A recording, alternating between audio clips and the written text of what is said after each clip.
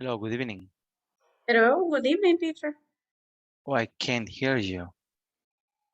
Hey, Can you you can hear hear me? me? Yeah, I can hear. Let's check Nandito, here. ¿no me oye el teacher?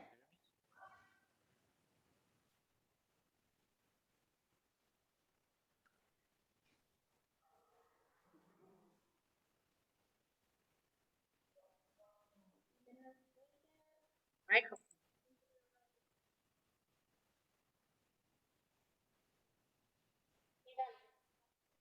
can you hear me, teacher?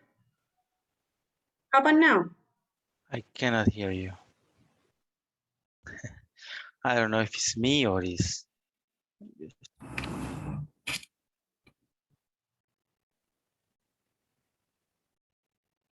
Okay. Let me check if I can. No, it's me.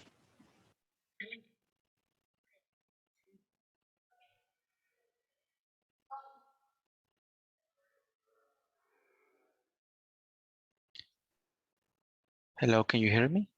I can hear you. Now I can hear you, yeah. Maybe it was my son. And when he takes the headphones, I don't know what he does to them. Okay, no worries. So welcome to the class. We're going to wait a few minutes for the rest of the people. Actually, I'm going to write them a text message. I'm having my first day of vacations. Really? Congratulations. Yeah, my husband is coming tomorrow. Okay, and what are your plans? We're going to the beach. Nice, perfect. Well, stay the whole weekend. Good, perfect. I hope you have a very good time there and to rest and to enjoy. The kids are going to join on Sunday. On Sunday. Hmm? Okay. So I haven't seen him since January. Imagine, that is a lot of time, man. He works in San Francisco. Oh my goodness. Mhm. Well, I hope you have a very nice time.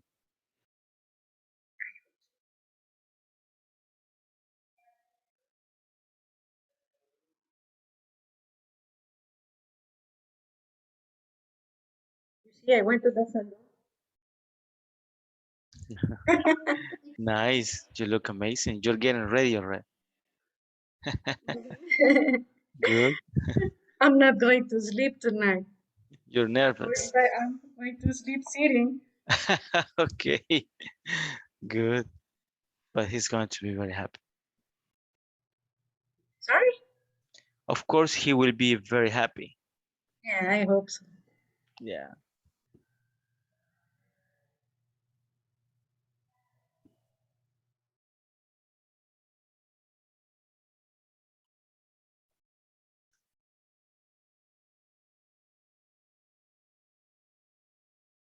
You got a lot of time doing these classes, teacher?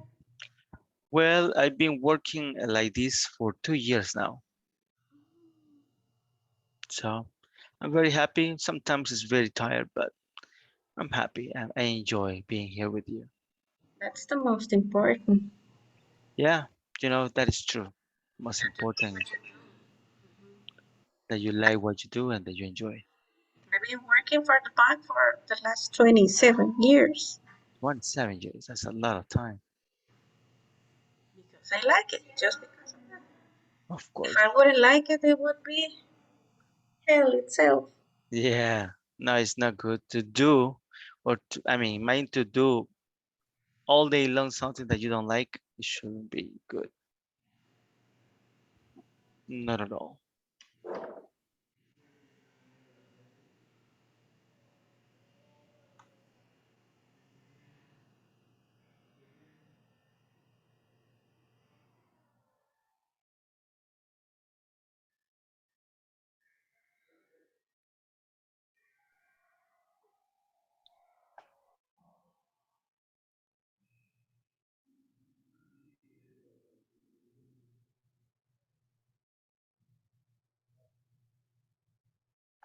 Okay, everybody, welcome to the class. We're going to start. And we're going to check, of course, as usual, the platform. So, hello, Juan Miguel. So let's see here. Okay, so this is the class of today. This is class number 7. And here is the question for tonight. So you can check into that one. I hope everybody's moving on with the platform. For tonight also, we have to do the 2.2 homework, which is going to be rewrite the sentences again using not only, but also. We checked that already, so this is something that you know. So these are 2 parts. 5 for you to write, and the other one says write the sentence again using neither nor. Remember that this is negative, right?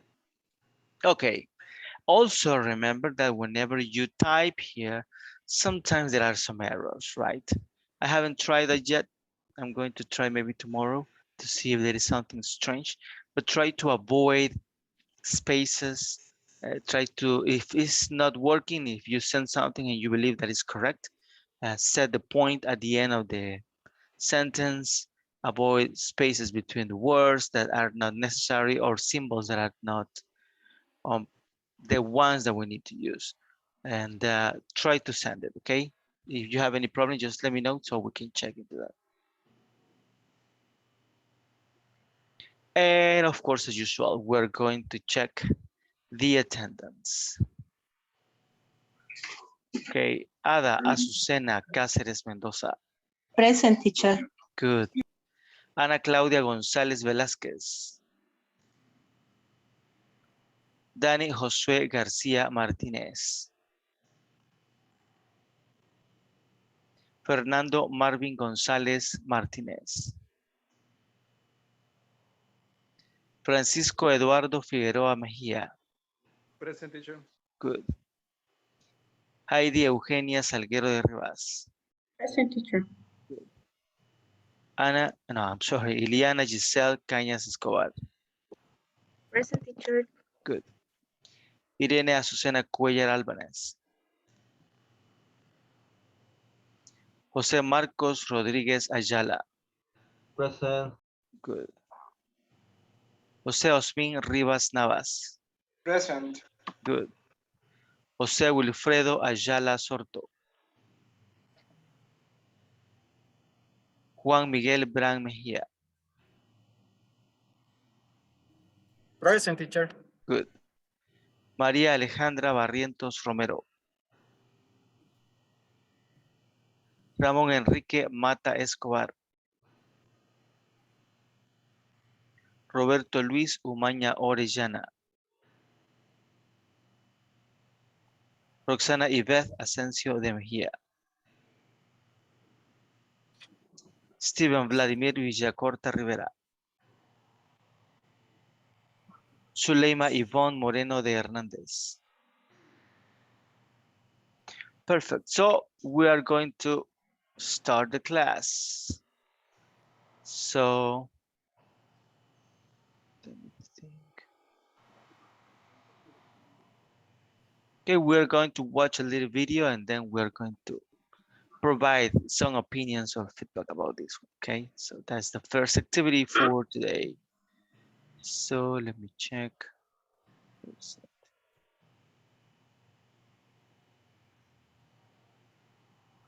Okay, here we go.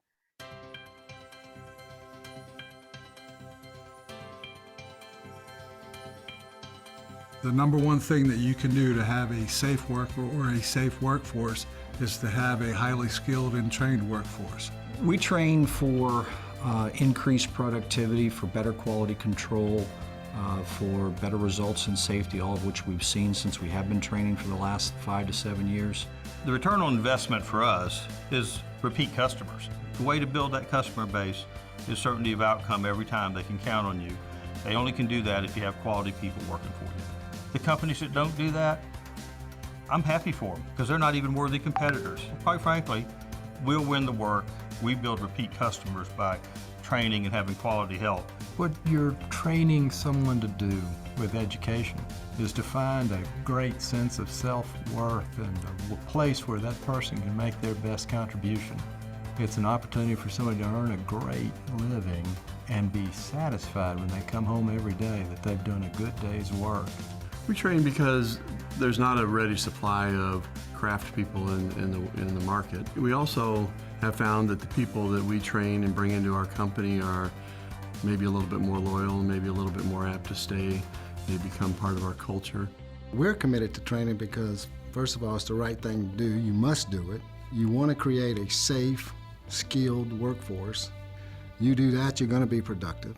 The construction industry needs a new workforce. The owners need a new workforce. And the only way you're going to get there is training. And the more contractors and owners that will commit to training, whether it's good times or not such good times as it relates to the economy or oil prices, the better off you're going to be.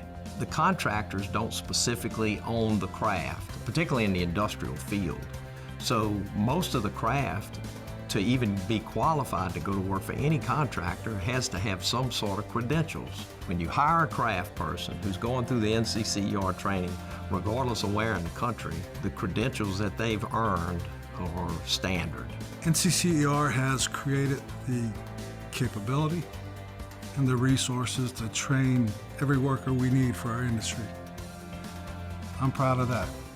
The only thing we need to create is the commitment by industry to put the people in the program so that we can make it happen.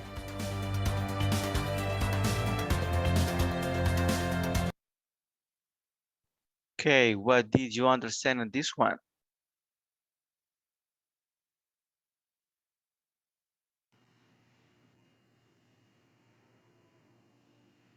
And they're talking about the importance of having a well training for training. And one phrase caught my attention. Absolutely, they said that they felt committed to give their force level of training. And Okay, they spoke all of the benefits that it brings. okay, perfect. Yeah, that is it. I mean, it's like, it's very important to provide good training to people, right? And also they expect that the people that come, they have some skills, but of course they need to train. Any other opinion, any other comment on this? They emphasize the importance of the training, and I could hear that they were talking about one of those men. It was talking about the construction area, as far as I remember. And the importance of the training is because they people must have knowledge, must be, I don't know if it's, I don't know this word, how to pronounce it, knowledgeable? Knowledgeable, yeah. Knowledgeable, okay. People must be knowledgeable in whatever task, whatever activity they do on a daily basis. So they were emphasizing the training, importance of the training. Perfect, very good. Yeah, it's important, the training in any area. And I mean, there are many departments and you need to be like a specialist in the department where you are, right? So any other comment or opinion on anything on the video?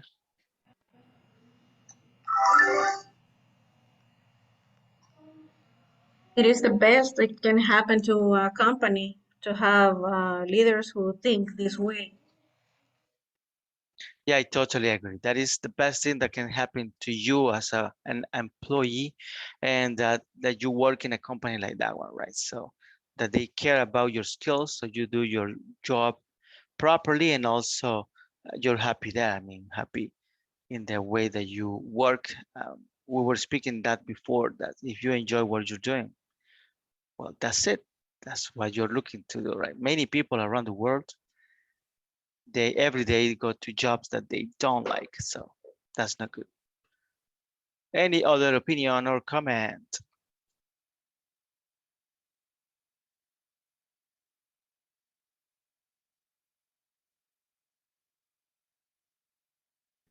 Okay, so no problem. We're going to check actually another video. This is a little bit different. This is the one that we're going to check yesterday, but because of the time we were not able.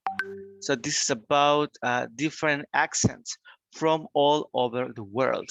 So you see how How different is this? This is a nice video.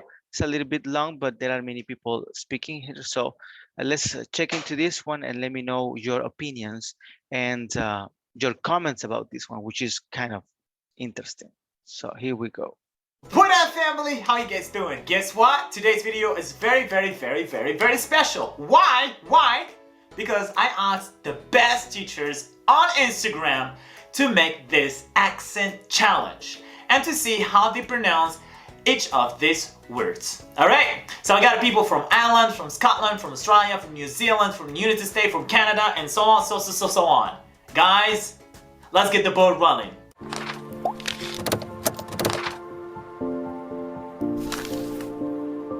Hey everybody, my name is Joe, and you might know me as English teacher Joe Crossman, and I come from Canada. Hi, I'm Danielle Chazelle and I'm from England. I was born in London, but I spent the majority of my life in Southeast Asia and the Middle East. Hello, I'm Matt from Fantastic Phrasal. I was born in London and I grew up in the southeast of England. Hello everybody, all the way from Switzerland. Here we go.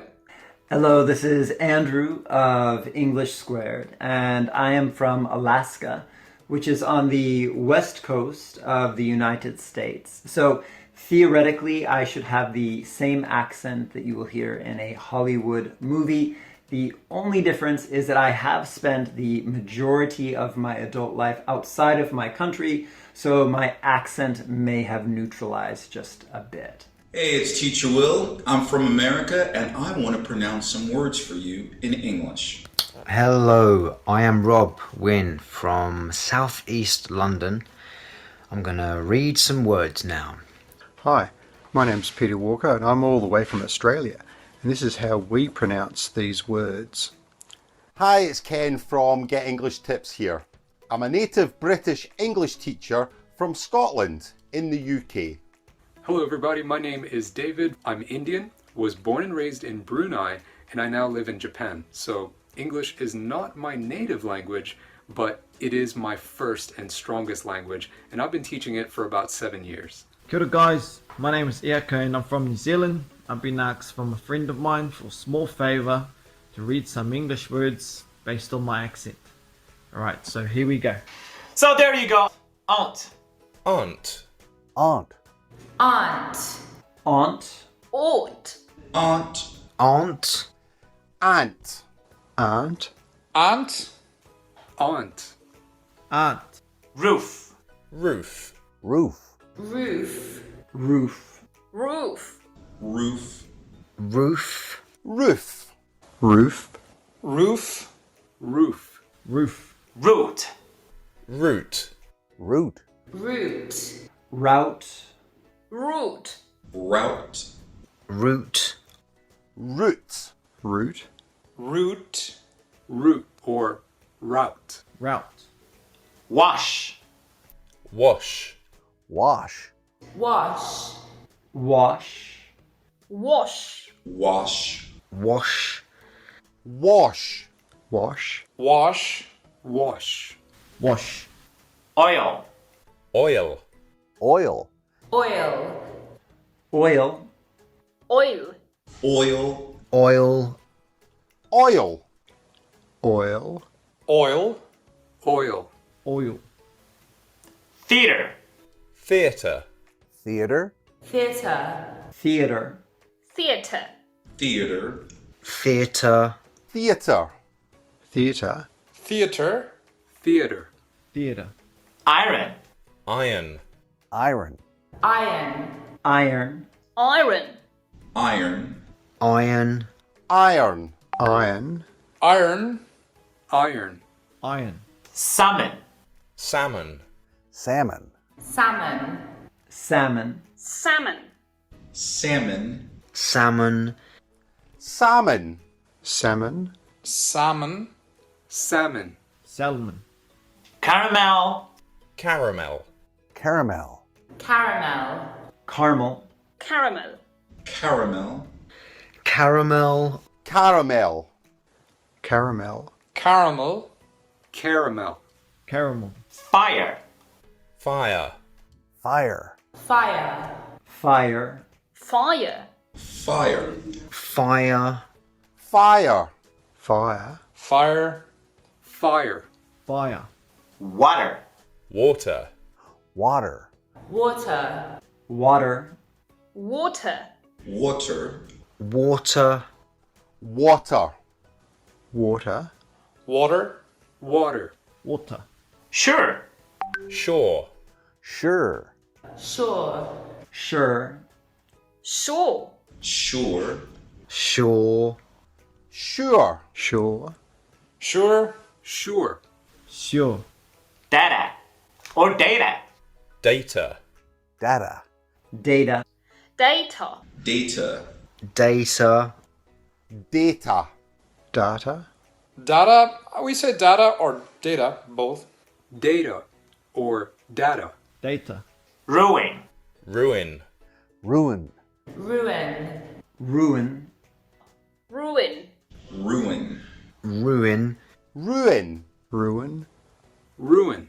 Ruin. Crayon. Crayon. Crayon. Crayon. Crayon. Crayon. Crayon. Crayon. Crayon. Crayon. Crayon. Crayon. Crayon. New Orleans. New Orleans. New Orleans. New Orleans. New Orleans. New Orleans. New Orleans. New Orleans. New Orleans. New Orleans. New Orleans. New Orleans. New Orleans. Pecan. Pecan. Pecan. Pecan. Pecan. Pecan. Pecan. Pecan. Pecan. Pecan. Pecan. Pecan or pecan. Pecan. Both. Both. Both. Both. Both. Both. Both. Both. Both. Both. Both. Both. Both. Again. Again. Again. Again. Again. Again. Again. Again. Again. Again. Again. Again. Again. Probably. Probably. Probably. Probably. Probably. Probably. Probably. Probably. Probably. Probably. Probably. Probably. Probably. Spin an image. Spitting image. Spitting image. Spitting image. Spitting image. Spitting image. Spitting image. Spitting image. Spitting image. Spitting image. Spitting image. Spitting image. Spitting image. Alabama. Alabama. Alabama. Alabama. Alabama. Alabama. Alabama. Alabama. Alabama. Alabama. Alabama. Alabama. Alabama. Lawyer. Lawyer. Lawyer. Lawyer. Lawyer. Lawyer. Lawyer. Lawyer. Lawyer. Lawyer. Lawyer. Lawyer. Lawyer. Coupon. Coupon. Coupon. Coupon. Coupon. Coupon. Coupon. Coupon. Coupon. Coupon. Coupon. Coupon. Coupon. Mayonnaise. Mayonnaise. Mayonnaise. Mayonnaise. Mayonnaise. Mayonnaise. Mayonnaise. Mayonnaise. Mayonnaise. Mayonnaise. Mayonnaise. Mayonnaise. Syrup. Syrup. Syrup. Syrup. Syrup. Syrup. Syrup. Syrup. Syrup. Syrup. Syrup. Syrup. Pajamas. Pajamas. Pajamas. Pajamas. Pajamas. Pajamas. Pajamas. Pajamas. Pajamas. Pajamas. Pajamas. Pajamas. Pajamas. Cot. Court. Cot. Court. Cot. Court. Court. Court.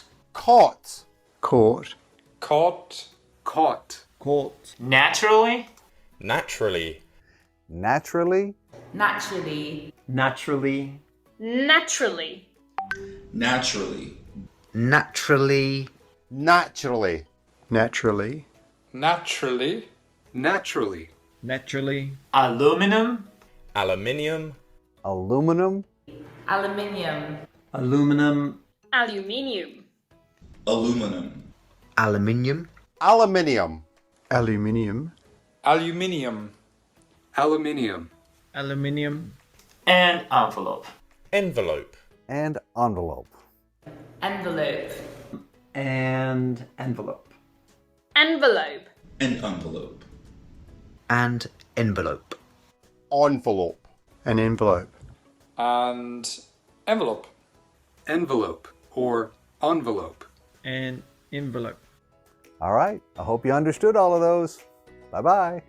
I'm really grateful to be part of this amazing video, and thank you, Nav, for inviting me. Back to you, Nab. Thanks a lot. Bye-bye. Probably sounds more British than American pronunciation. Bye for now. I hope you've got them all. Anyway, cheers, bro. Cheers, guys. What's your favorite accent then? Guys, have a blessed, have a wonderful day.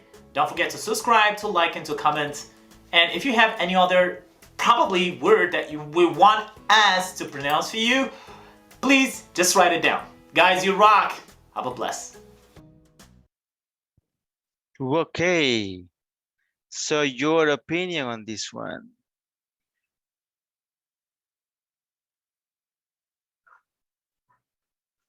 Wow, I was so surprised because the word mayonnaise, one of them, it was sounding like maintenance.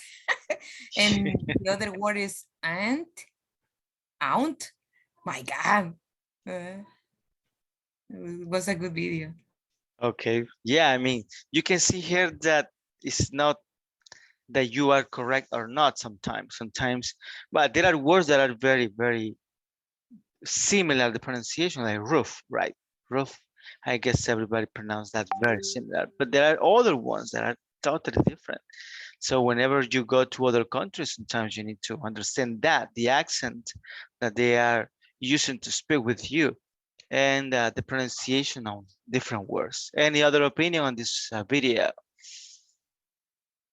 I have opinion. Okay, go ahead. Sorry, you go first. Okay, thanks. What interests me what's interesting to me was that all the people have two options for data. So I think it's confusing because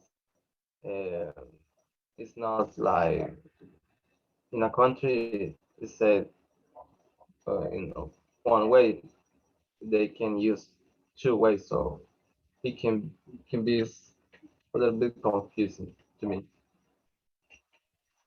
Perfect. Yeah, actually that happens in some words like neither and neither, right? Or tomato, tomatoes. There are some people that say tomato. So there are not many words like that you can use both pronunciation, but sometimes it's possible. Good. Jose Smith, you were going to say something.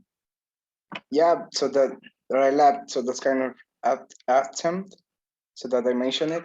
So basically, so just the one word that they were on the same page was naturally, right? Naturally. So it was, so for all of them was sound the same, right? But it's cool because actually for the British accent, so they don't mention like the word water, just water, right? So it's like kind of different, right? But it's cool because so in order that we can get like familiar with those pronunciations, so we had to listen and like watch some like documentaries, so in order that we can get the correct pronunciation. But it's cool. That video was cool. Okay, perfect. Thank you. So, yeah, it's very interesting how Not only pronunciation, sometimes the intonation of the words, they are different, right? Depending on where you are. So that is good. Any other opinion, comments about this?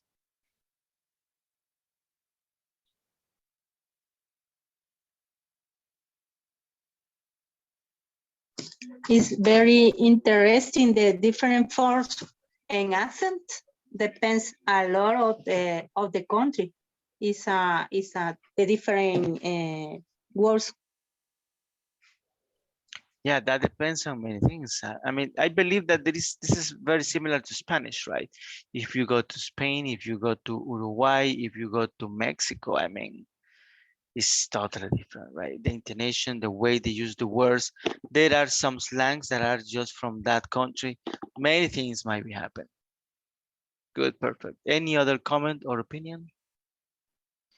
Well, I think that is very complex. Try to understand another accent, because I remember the last travel I had a stop in Switzerland, and I didn't understand what the ladies was telling me, because I remember that I didn't know a lot of English word, but I was confused between the own language and the English, because I didn't understand what language they are using.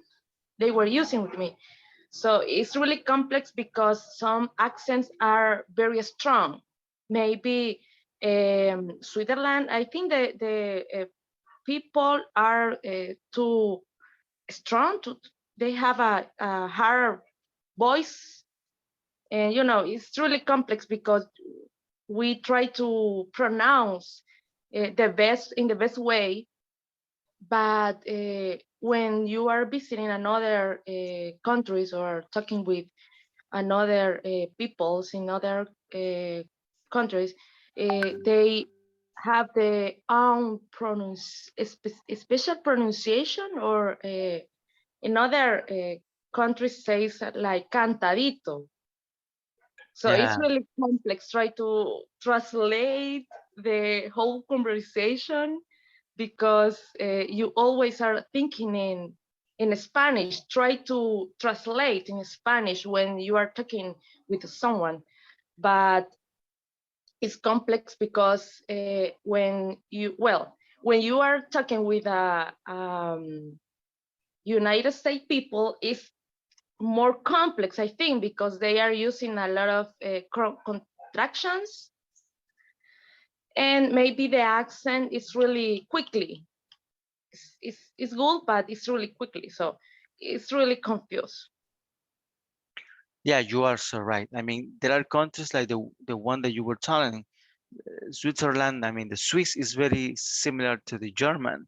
I mean, and they have a very strong accent for their native tongue, right? So whenever they try to speak in other languages, it sounds kind of strong, but that's the way, because of their language, the mother language. So it's different.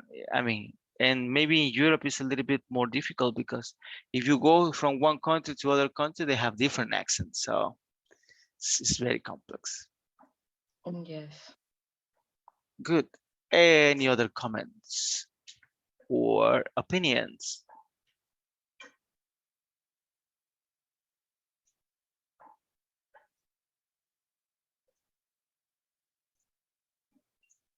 Okay.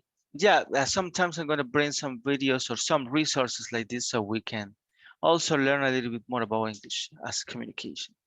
So how to conduct a sample training needs assessment in 7 steps. Well, this is about assessment. That is going to be a topic we're going to check in the future, but we can move on. So let's see. Who's going to start? Yvonne, will you please read the first paragraph? Okay. You can assess the training needs of a group using these simple steps. Do you want to quickly learn the training needs of a group of employees who have similar jobs? Yet, You don't want to take the time to develop and implement a survey, ask the question in a computer program, or run an analysis of the demographic information you collect. No, this information needs assessment works best in a small to mid-sized organization.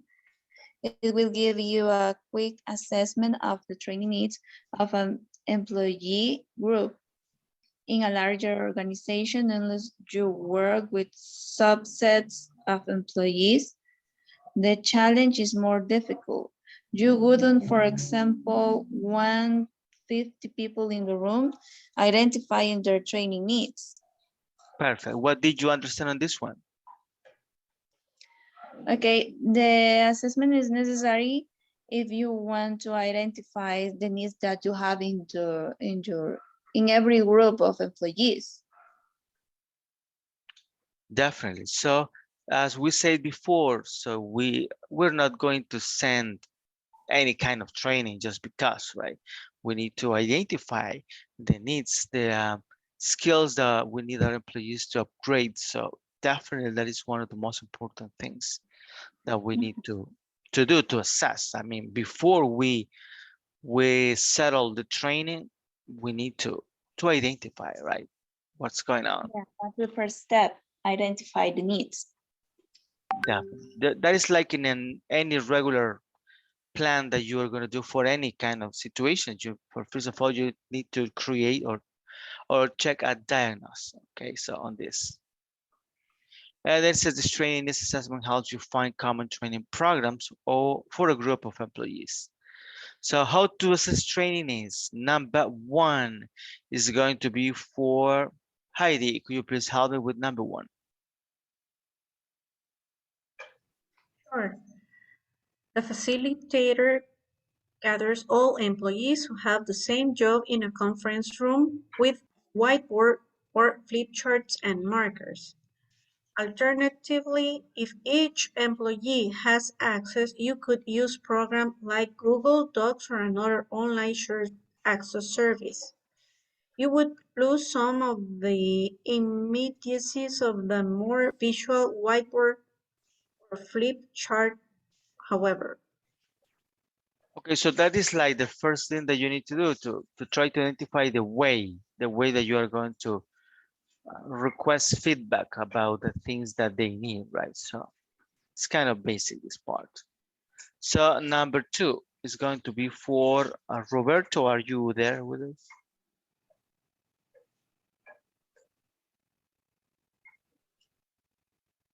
Not possible. Okay, Giselle, could you please help us reading this? And number two, Yeah, ask each employee to write down their 10 most important training needs. Emphasize that the employees should write specific needs. Communication or team building are such broad training needs. As an example, that you will need to do a second training needs assessment on each of these topics. How to give feedback to colleagues, how to resolve a conflict, or how to deeply and effectively demonstrate that you are listening to a coworker are examples of more specific training needs. good. What did you get from this one? That first of all, you have to know what are the needs that the employees have. Then when you know that needs, you can treat that needs and be more specific on the training. Very good, perfect.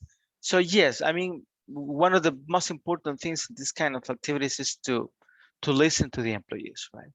Because since they are there in front of the tasks that they're doing every day, they know what they need, they know what the skills they need to upgrade, they know many things about that part of the job that they actually do. So definitely this is one of the most important things, to listen to employees. Good. So let's see let me see if there is any words. Let's see, explain please everybody what is emphasize.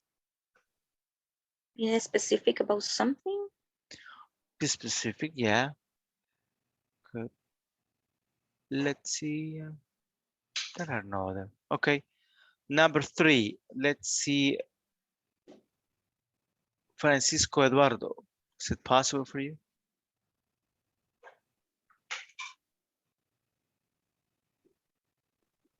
Not possible, I guess. Okay. Jose Osmin, number 3, please. Okay, so then ask each person to list their 10 training needs. They list the training needs. The facilitator captures the state training needs on the whiteboard or flip chart.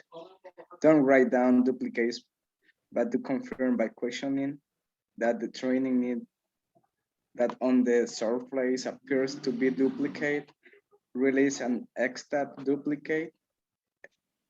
So otherwise participants can feel as if their needs were ignored or marginalized.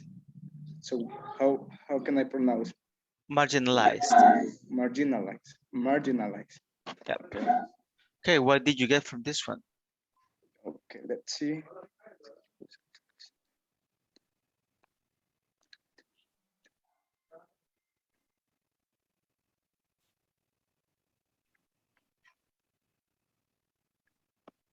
So the trainers are like requesting, so like their need.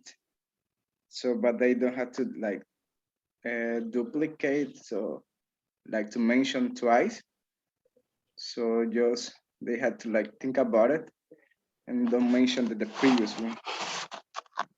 Okay, very good. Yeah, actually it's kind of easy, but well, about duplicates, if they are from the same department, I believe that that is a good input. I mean, if the needs are the same, that they believe that are the same, I mean, definitely we need to pay attention to that one, right? So it's something that is very important. Okay, Fernando, could you please help me with number 4? Sure, teacher. When all of the training needs have been listed, use a weight voting process to prioritize the training needs of the group.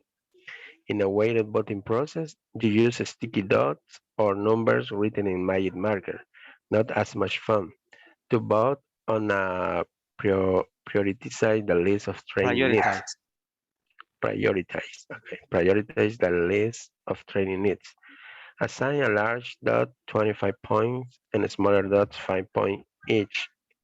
Distribute as many dots as you like, but make sure that every employee has the same number of points. Tell needs assessment participants to place their dots on the chart to vote on their priorities. Give the group a 10 or 15-minute time limit to chat. You don't have people pondering their decision for a lengthy period of time. Good. What did you get from this one? It's a system for Bob for pondering every option and decide what is the more prioritized option. Very Right? good. So yeah, that is it. So that is a good way for you to check in this kind of situations. Let's check some words. What is weighted? To wait. Later with the weight, but Anybody can answer. Yeah. Weighted. What is that?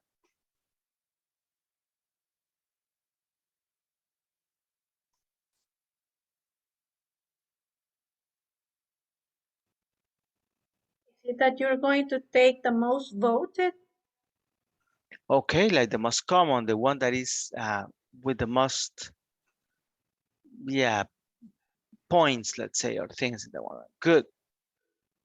What is to prioritize?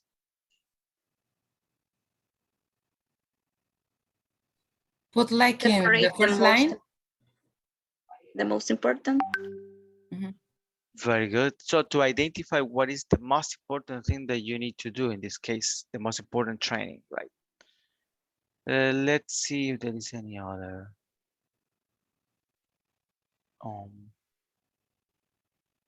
I don't think so. Okay, number 5 is going to be for Marcos.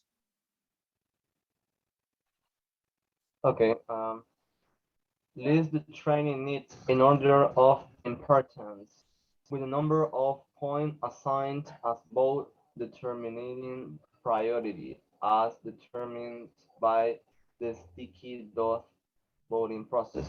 Make sure you have taken notes, best taken by someone on their laptop while the process is underway, or the flip chart pages to maintain a record of the training needs assessment session, or if available, use more modern technologies like a dry erase board or a web whiteboard. Good. What did you get from this one? Okay.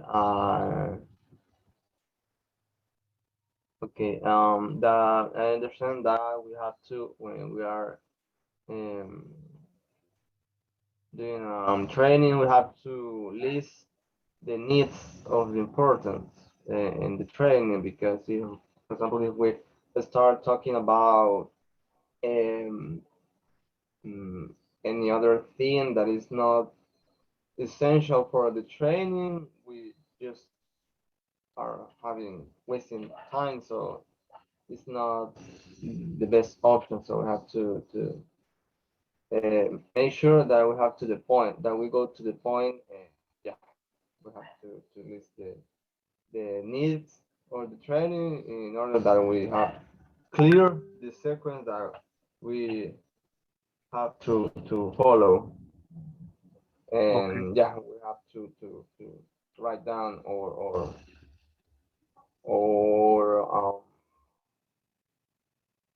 yeah, we have to list the needs of the training. Okay, perfect. Thank you. So yeah, I mean, it's like to check the importance on those so you can choose the options that are the most important. Let's see. What is sticky? Do you know? Sticky, only sticky. Everybody?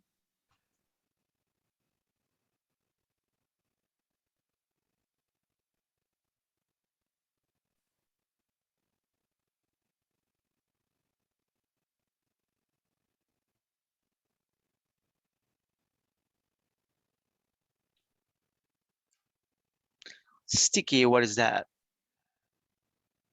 Don't know. Okay, only sticky, because sticky dots are like the way for you to put together things. So, but sticky is something that is like with glue, that whenever you touch it, it stays there on your hand or something like that. So that is sticky. Let's see, the other one is underway. What is underway?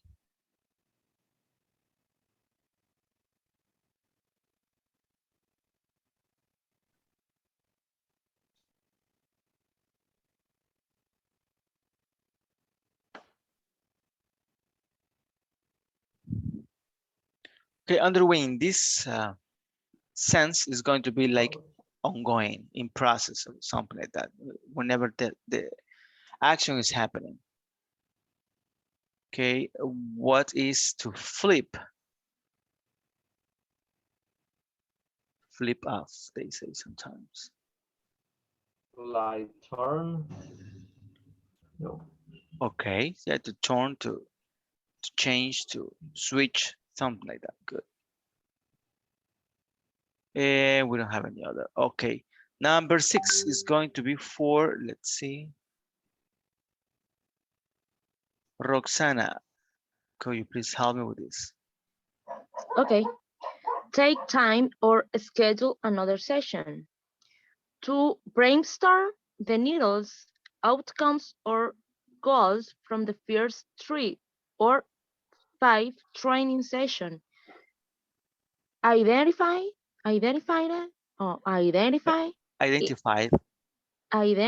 in the needs assessment process. This will help us you seek and schedule training to meet the employees needs. You can schedule more brainstorm later, but you will generally find that you need to redo the needs assessment process after the first few training sessions. Employee training needs change as they continue to learn and grow. Read the important note. Yeah, please. Okay, important. Note that the top one or two needs of each employee may not have become the priorities for the group. Try to build that top priorities. Training opportunity into the employee's personal performance development plan. You will also want to use the results for the employees' career development planning when they meet with their managers. This will ensure they have support to pursue the training that they need and want. Perfect. What did you get from this one? Well, first one, it's important to take a schedule, available schedule to take the training session and have like a brainstorm and try to organize all the activities and planning, not only the session, also the planning that when or what are you using that information or something like that. Okay. And let me see. Well, it's important, that paragraph say that it's important to build that top priority. The first one, you need to looking for the priorities in the session, in the schedule, in the session, sorry, and try to development. For example, how do you use or what do you want to give or take that training session and something like that. But you need to identify the reasons or the career or the space or time when you are using that training session. Okay, very good. Yes, actually the brainstorming, it needs to be redo it, right? But whenever you provide 3, 4, 5 trainings, you need to go back again and also check other needs, or you can just check the list that you have already. But that is very important because whenever they have training for any other skills and they have those skills already, they can manage those. Of course, you need to change that one so you can redo that one. And maybe, I mean, it's probably better if you just send a form, right? So you get results and well, you know, when you send the form, then in Google Sheets, you will be able to have like a chart or a graphic or many things. So it's going to be easier for you to identify that one and easier for employees to vote or to provide the feedback on which trainings they need. Yeah. Let's see. What is brainstorming? Oops. Like a rain of ideas. Very good. So it's like when you need to do something and you say to everybody, we're going to think together, right? And check what can we do. Okay. Let's see. There is no other, I guess. Any other words? Okay, additional tips about training needs. This one is going to be for, let me check. For Raymond. Ramon, are you here with us?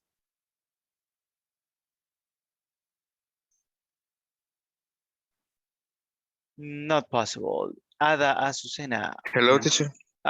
Okay. Could you please help us read where it says additional tips, this paragraph, these 3 paragraphs? Okay, let me see. Additional tips about training needs assessment. A training needs assessment can be and often needs to be much more complicated than this, but this is a terrific process for a simple training needs assessment. Make sure that you keep the commitments generated by the training needs assessment process. Employees will expect to receive their key identified training session with the brainstorm objectives met. Ensure that the training needs assessment results are built into the employees' quarterly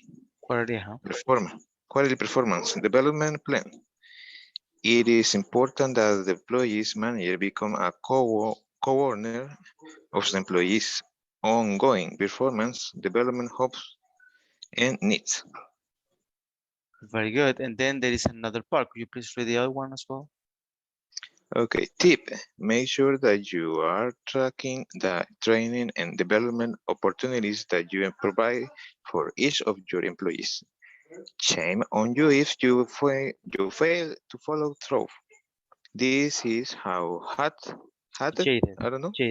jaded, sorry, and unmotivated employees are created. Very good. So what did you understand on this one? Okay. I don't know what is assessments. Okay, anybody can help and tell our friend here what is an assessment? It's like an exam that you complete at the end of a training, and you can demonstrate that you understand you've been learning. Like evaluation. Like an evaluation. Good. Good. Okay. Training needs assessment can be. Yeah, in the first paragraph, I think that is true. Because that way you can know it if the training can result is if your hope. Okay, very good. Sorry. Okay, yes, I mean, these are like additional tips for you to check on that one. And maybe the last part is to follow up, right? To follow up into these things. So, I mean, it's not just a thing for you to get them together or send the information and you don't do anything. You need to, of course, provide the training into this one. Let's check some vocabulary. Let's see. What is a commitment? A compromise. Okay, very good. When you compromise to something or somebody. Good. Let's see if there is any other. What is quarterly?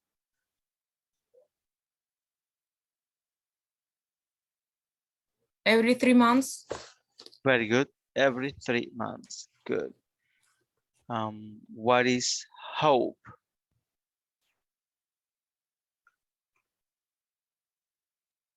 You expect. When you expect something to happen, right? Good. What is to track something? To follow up and To follow, huh? Mhm. Okay, very good. What is shame on you? What is shame on you?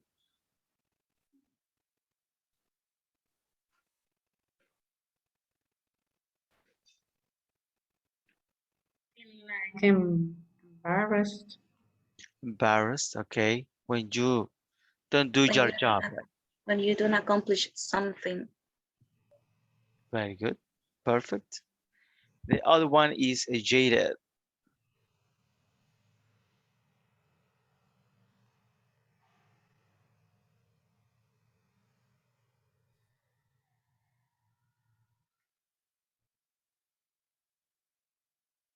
Okay. Jaded is like boring, like not interested in something. So it's like an adjective. Okay, perfect, my friends. We're going to stop and we're going to check the attendance because it's 9 already. So here we go. Ada Azucena Cáceres Mendoza. Present, teacher. Good. Ana Claudia González Velázquez. Present, teacher. Good. Dani Josué García Martínez. Fernando Marvin González Martínez. Present. Good. Francisco Eduardo Figueroa Mejía. Heidi Eugenia Salguero de Rivas. Present, teacher. Good. Ileana Giselle Cañas Escobar. Present. Good. Irene Azucena Cuellar Álvarez. José Marcos Rodríguez Ayala. Present. Good. José Osmin Rivas Navas. Present. Good. José Wilfredo Ayala Sorto. Juan Miguel Bran Mejía. María Alejandra Barrientos Romero. Ramón Enrique Mata Escobar. Present, teacher. Good. Roberto Luis Umaña Orellana. Roxana Ipez Asensio de Mejía. Present. Good. Steven Vladimir Villacorta Rivera. Zulema Ivonne Moreno de Hernández. Present. Perfect. Very good. So we are going to, let me see, we checked this already. Okay, speaking about how to, well, assess training, we're going to see a video about ROI. I know that maybe you know that's already, but it's a good idea to check into that one. So as usual, we're going to see the video and then provide feedback, opinions on what to do there. So here we go. How do I measure the training ROI? How do I measure the learning ROI? That's a difficult question. There are essentially 5 ways you evaluate training. You know, the first level is whether somebody's, it's sort of the feeling, people enjoyed the training. The second one is, did they acquire the skill and knowledge? The third one is, were they able to apply the skills and knowledge? The fourth one is, are you seeing increased sales, improved customer satisfaction? So you're seeing different revenue streams. The most difficult one is ROI, fifth one. And what you're really doing then is taking that fourth one about what we're improving sales and building a ratio with how much it costs to improve those, to reap those additional sales. All the literature talks, when they talk about ROI, return on investment, is that it's expensive to do that, to figure that out. There's a whole sense of creating benchmarks, doing an analysis pre and post. So there's a whole sort of cost effect added to the program cost. So you need to do that. It depends on, there's a lot of upfront, that is an expensive program to start with, and it's worth doing an ROI investigation. That it usually covers a broad part of the organization. That's when you want to do it, because of the complexity of it. My work usually falls into the application, the third level. The way I work with people is I talk about how are you going to apply that. If it's my students, it's their papers. I don't give tests. I give papers about application. So when people leave my training, whether in corporations, it is really about, are you ready to go out and provide feedback? Are you able to apply this? When you come back the next day, how did it go? What happened? So that's where I operate. The others, the fourth level and fifth level, are really looking at revenue streams, and you're looking at a deeper investigation. But that's what's called for. And so it depends on what that manager, what you were proposing. If you're proposing across the board global intervention of introducing your program, your software, then they might want to measure that. Good. What did you get from this one?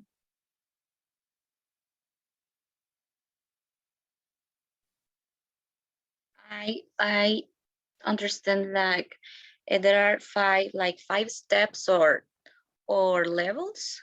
The first one is when the people are really enjoying the training. The second, I heard that he mentioned like when people are gaining the knowledge and like improving the skills. The third he mentioned was when people implement that knowledge. The fourth was when you put in practice, for example, if you are training a sales employees or a sales equipo? Team. Team, thank you. And the fifth, the ROI, that's all about the investment that the companies did for the employees. So it's like a cost benefit relation. It's not just invest and just that. You have to see results, not just in the people or in the place. You want, or the companies wants to see the results in money too. Perfect, definitely. So yes, actually those were the 5 steps. Maybe all of those are important. From the point of view of the employee, of course, the first one is the best, right? If something is interesting, and if you are happy, if you really learn and enjoy the training. But for the company, well, about the return of investment is the most important, right? So they invest money and then they need some results, some changes in the results. So definitely that is very important. And there are the other ones that are in between, right? So are you able to apply the skills that you learned and things like that? Good, perfect. Any other opinion, questions about this video?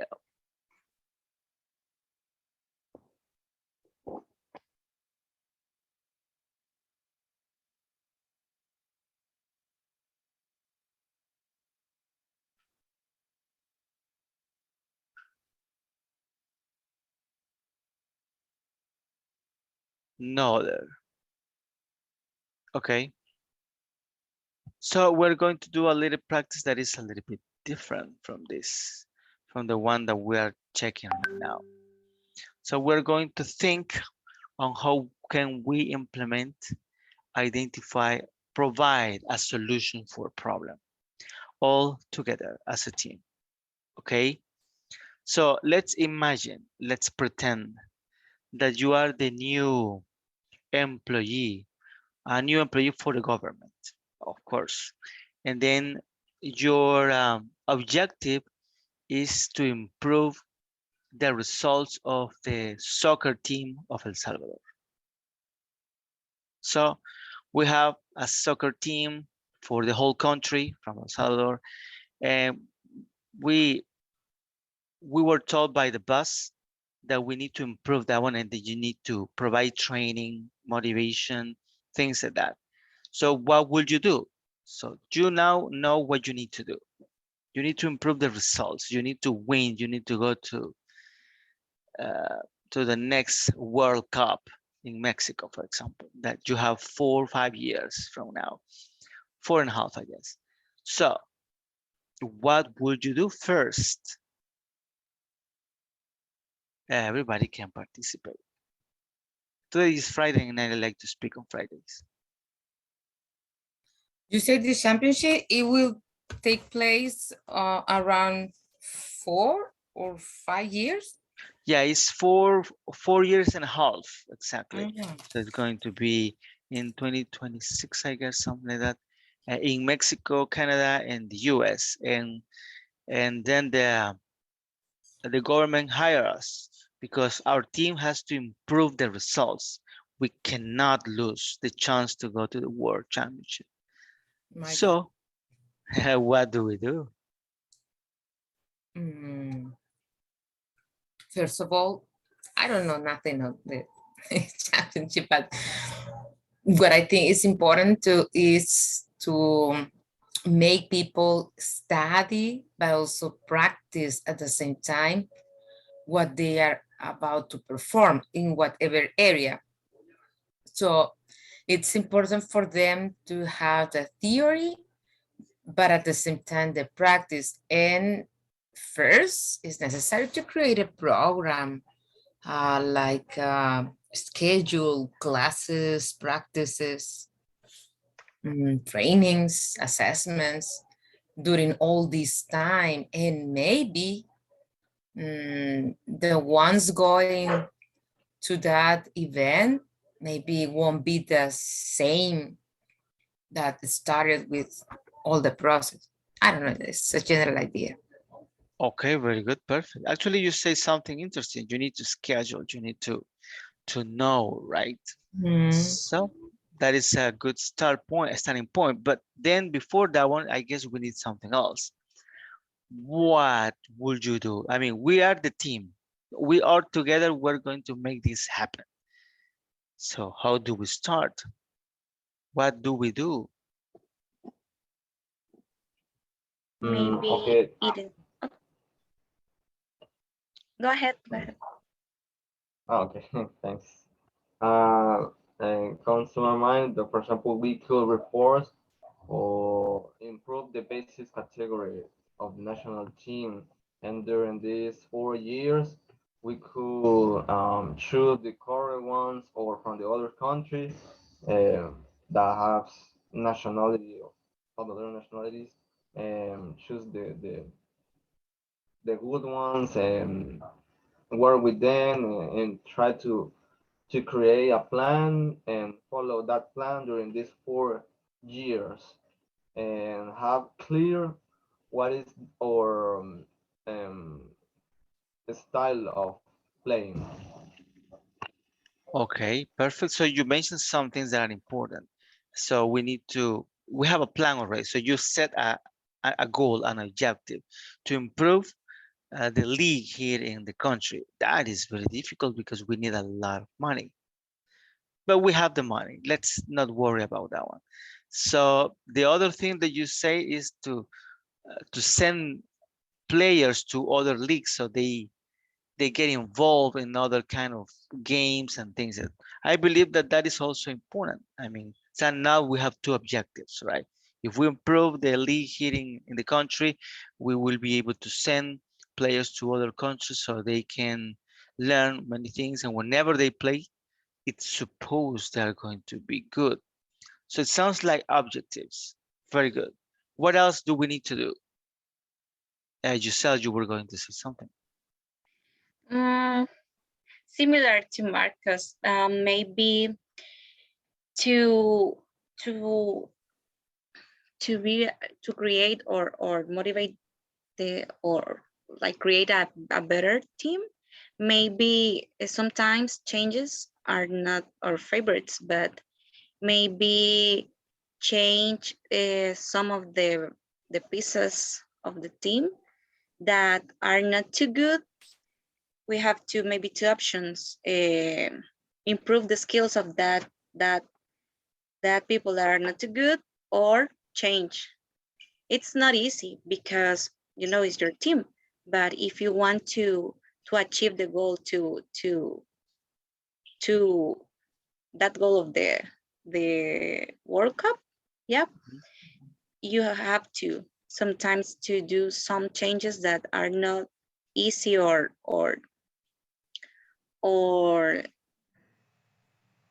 I don't know how to say it, teacher. Agradables. Nice. Nice, but it's the best for the team. Yeah, maybe identify the weaknesses of the team and do some changes. Very good. I like what you say, identify. So I believe that the very first point, the starting point is a diagnostic, right? In any problem that we have, a diagnostic is the first thing. So of course, what you can do is to check the videos, to check the statistics, right? I mean, Nowadays, you can measure everything.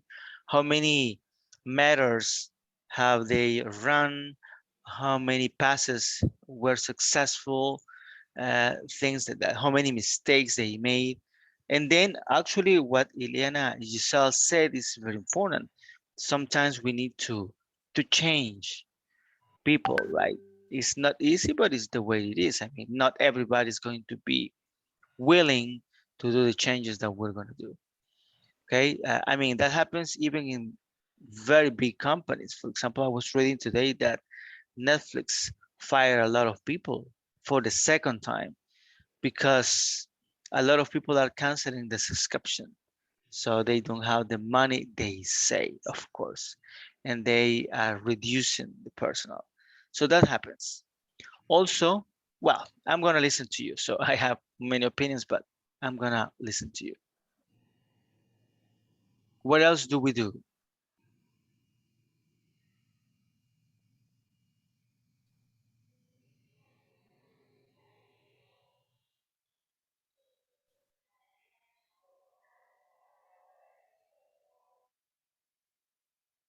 Anybody else's?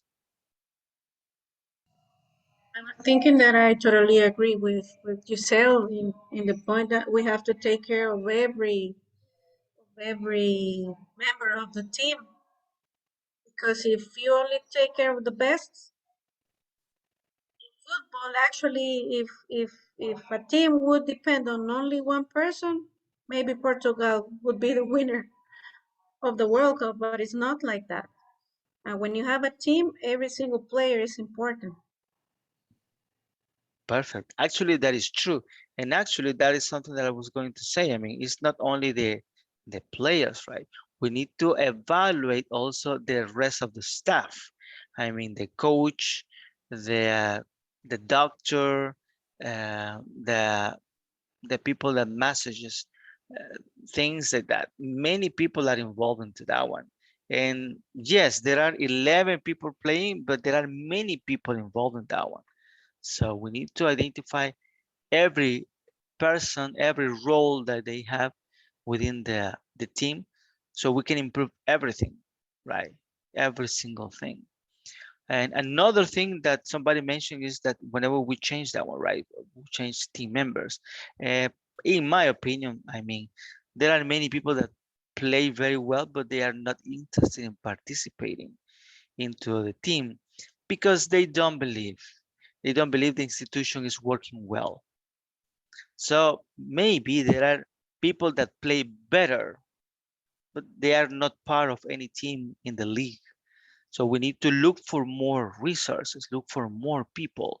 So we need to attract people to the institution so they are willing to come and try to do their best. I mean, everything like that is interesting, but we haven't gone to the training part. What kind of trainings can we provide them? What do you think? Now we know that we have to evaluate and we have the numbers and the statistics. And now we know that we have to schedule some training, but I mean, training is not only football training, but any kind of training. What kind of trainings will you provide? Will you deliver to them? I have an opinion. Go ahead. Maybe we can do a research about the different training or model implemented around the world, overall in the successful lead, and maybe copy the more important aspect or some aspect that we can implement in our model. So that's I know that there is a word for that, but I don't remember in this moment. But we can do that.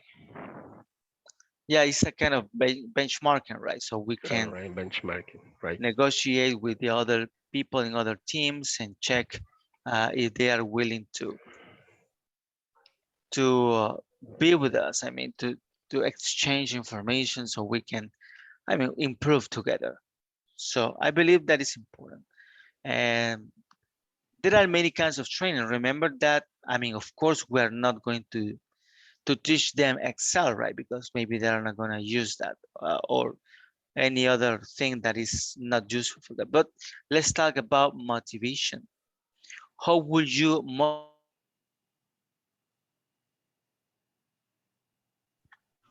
motivate a team like that?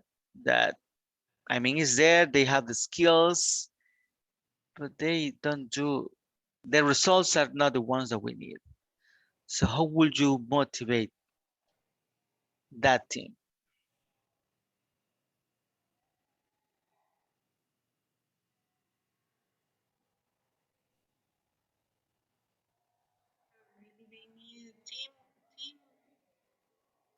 Teamwork training, for me, basic is physical training, right? We can barely hear you.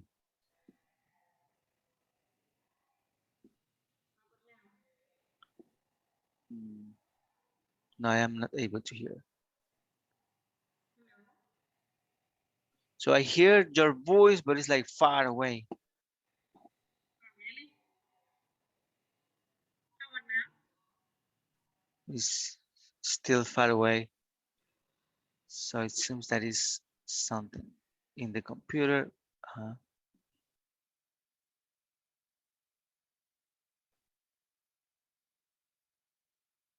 Okay, it seems that it's not possible.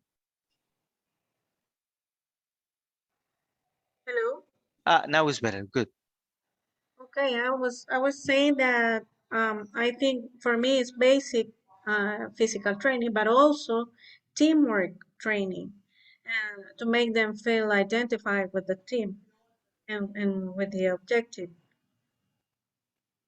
Well, actually, that is very important. I mean, I believe that one of the biggest problems that that specific institution has is that they are not motivated.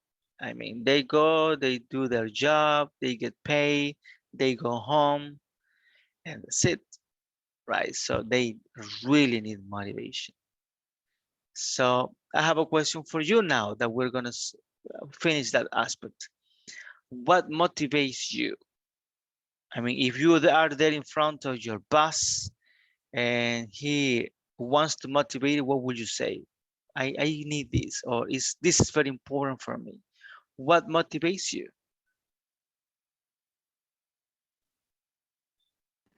What motivates me? Mhm. I'm sorry? What motivates me more is to earn money. Money. Yeah, actually, that is a very common motivator, right? I mean, of course, if you are going to, I work on sales. yeah, in sales, that is very important, right? So the numbers to sell, to achieve the goals, and that is very important. So yeah, money is a big motivator. Any other opinion? Any other person wants to share what motivates you? Recognizing of the job, teacher, and remuneration according to position and the job, flexibility and the work and the life balance, empathic deliver with the team, for example, constant communication in the team and the boss. Okay, very well. You said so many things that are very important. I mean, recognition is very, very important. When somebody says to you, you did a very good job, it's not money, but I believe it's also very, very important because you feel nice, right? You feel that you're doing a great job. So it's something that happened or we read before, that you feel valuable for the company. So when you feel that you are an important part of the company, you're happy. You are there and you will do your job in a very good way. Good, perfect. Any other opinion? I think that have a good environment and with my coworkers, with my boss, with the people that I work day to day, and also in my case when my boss or human resources provide my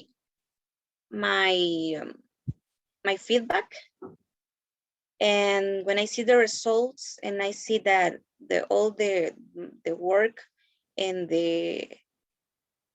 all the things that I do every day have results, and they make me feel like, yeah, you are doing great and you can be better.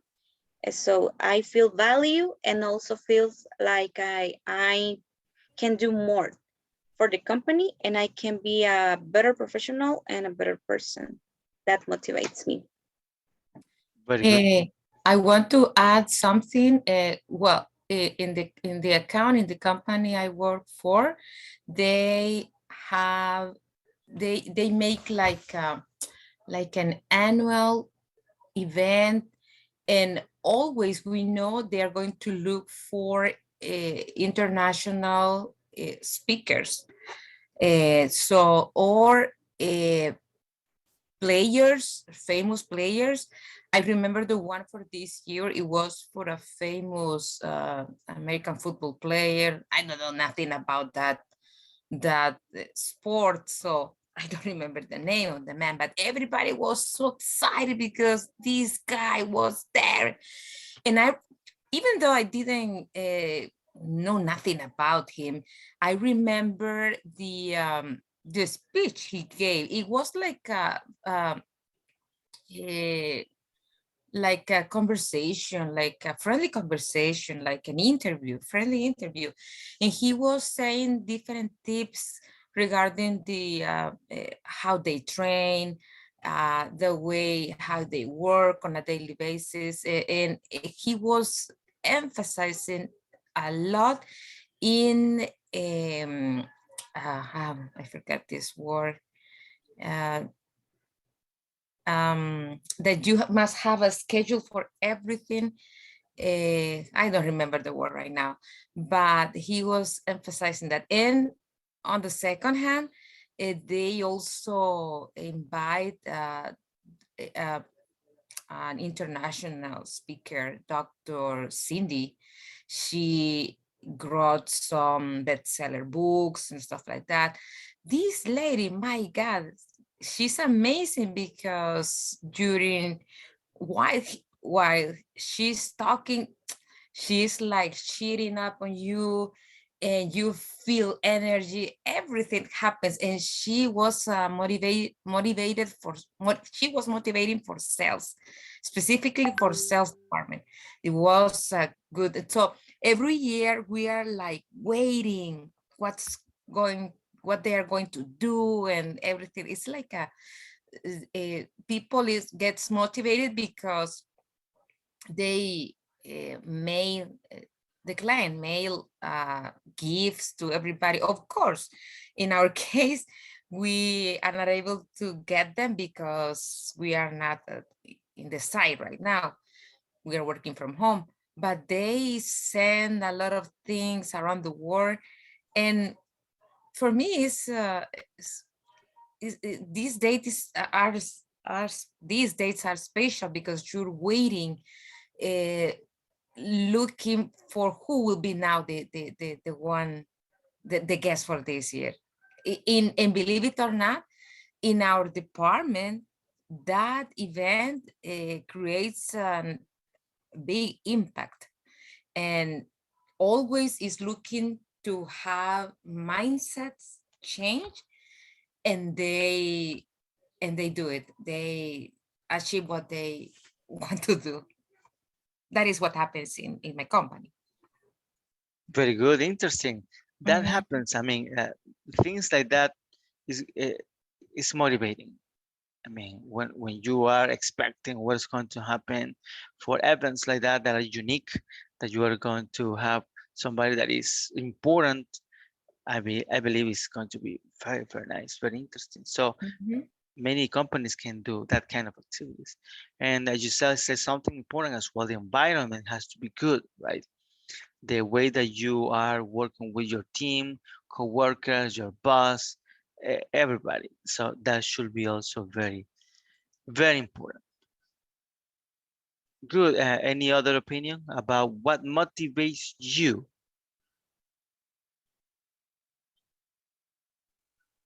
Sure. Other things,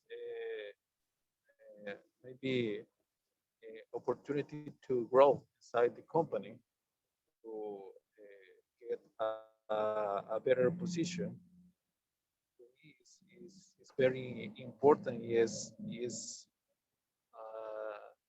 that motivate me. Yeah, actually, that is something that a lot of people are looking. I mean, to grow within a company is very important. I mean, we were discussing that before, right? Some people, the first thing that they think whenever they are not happy is to move to other company. But if you're happy, you want to grow within the company, get a better position in the same company. You don't want to go to other company. Maybe you want more money, so you want to have the opportunity to get a different position in the same company because you love your company. So that is good. Any other wants to share about what motivates you?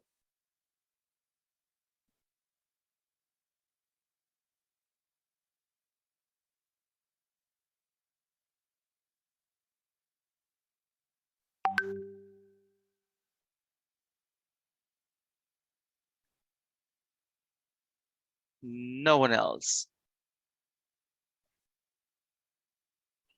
Okay, for me, in my case, what motivates me is feel that I'm important part of any project or any task in the company or the enterprise, gain something with my role, the role I'm playing.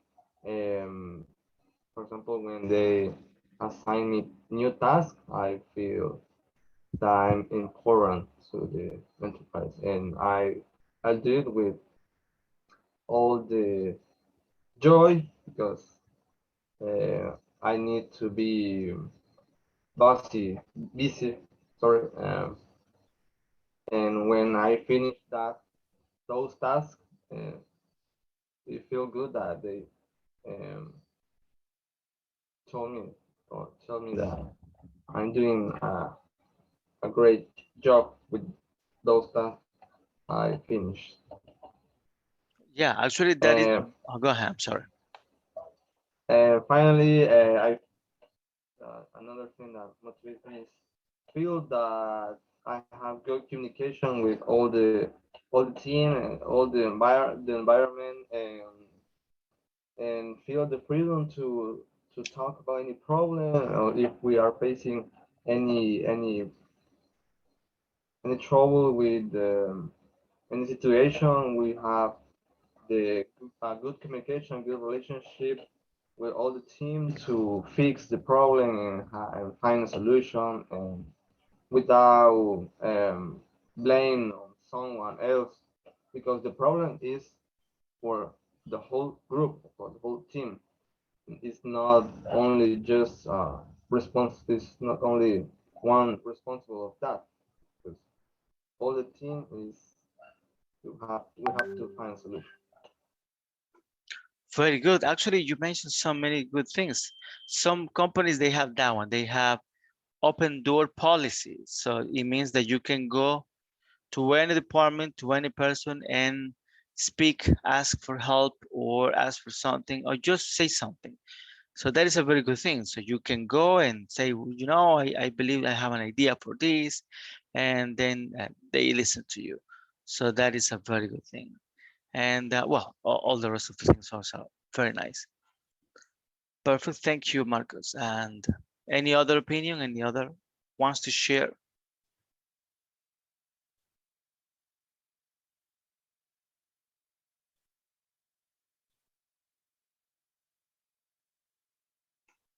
Okay, no more. Let's check about this one, this little video. I believe, let me just check here if I have that. Yeah, it's here. Okay, so we're going to check into this one and then it's your turn to tell me one joke. Let's see how it goes. just move this. Hold on a second. Okay, here we go. Hey guys, I'm Alex. Thanks for clicking and welcome to this lesson on learning English with jokes. For many advanced speakers, understanding English jokes is the last barrier they have to break through before they can really master the language and really capture its full meaning. So today, what we're going to do is look at 5 English jokes, and they're funny because of the double meaning of the words in each joke, okay? So let's look at the first 2. First, we have, why didn't the shark swallow the clownfish? Now, first we have to understand the verb swallow. This means when you eat something, you swallow it, okay? So, why didn't the shark swallow the clownfish? I'll tell you why. Because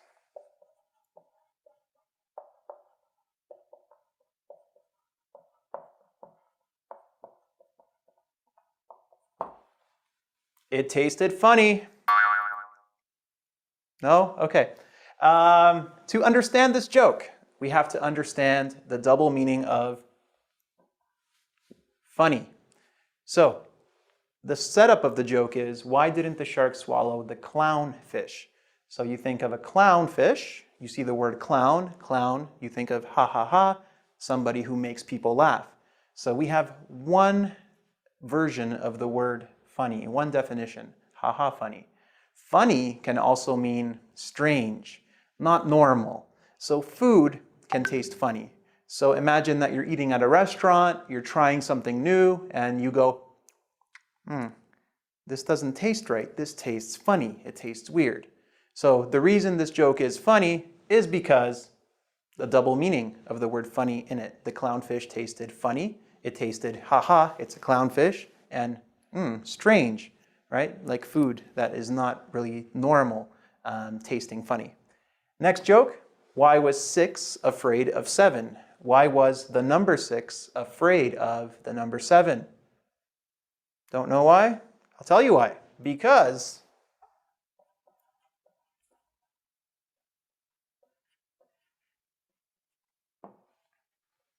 seven, 8, 9. A little better, right? It's getting better. It's getting better. So you're wondering, well, why is this funny? Why was 6, the number 6, afraid of the number 7? Because 7, 8, 9. Let's see if we have any double meanings in the answer to this joke. So we have the number 7, okay? There's no double meaning, we just have the number 7. We have 8, we have the number 8, and, okay, we also have the past tense of the verb eat. So, because 7, 8, the number 9. It's funny now, right? Because 7, 8, the number 9, so 6 was afraid of number 7 because 6 doesn't want to get eaten by number 7 either. Okay, guys, let's look at the next joke. Okay, so why didn't the skeleton go to the party? So again, skeleton, right? Just bones, no skin, just bones. So why didn't the skeleton go to the party? Because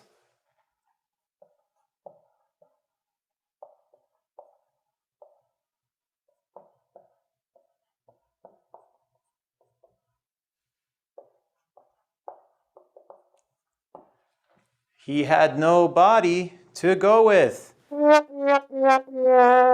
Okay, so here we have to understand a double meaning of which word? Well, we actually have 2 words here. We have no body. And this obviously also sounds like nobody, right? So nobody and no body.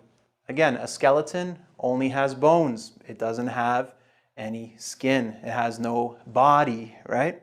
So we can also mean that he has nobody, no person can go with him. So he has no body to go with, and he has nobody to go with. It's pretty good. This is one of my favorites. And if you tell this to your kids, they'll like it if they speak English, which they might, okay? Next one. Why did the teacher wear sunglasses to class? I'll tell you why. Because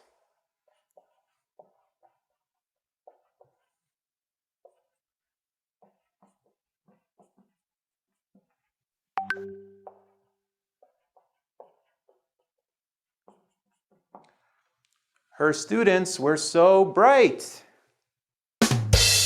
Okay, so we have to understand the double meaning of the word bright. So you think of the sun, and the sun is very bright, right? Now, bright in English can also mean that a person is very intelligent. So if I say Einstein was a very bright person, it means that Einstein was a very intelligent, a very smart person. So bright means like the sun is bright. It can also mean that somebody is very intelligent. So in this joke, the teacher wore sunglasses because her students were so bright, but really it means intelligent, okay? Double meaning. I really like this one too. All right, let's look at the last joke. So, why did the pregnant lady start yelling, I'm, didn't, can't? Any guess? Okay, let me tell you why. Because